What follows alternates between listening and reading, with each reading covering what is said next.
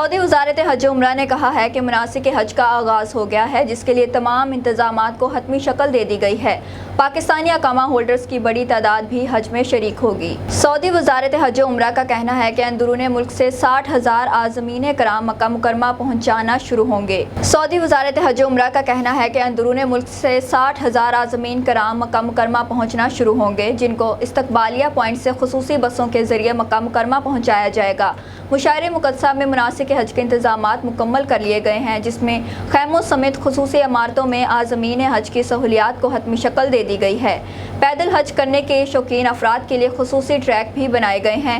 مشاعرہ مقدسہ میں corona virus سے بچاؤ کے لیے سینیٹائزنگ سپرے کرنے کے لیے خصوصی ٹیمیں تشکیل دی گئی ہیں۔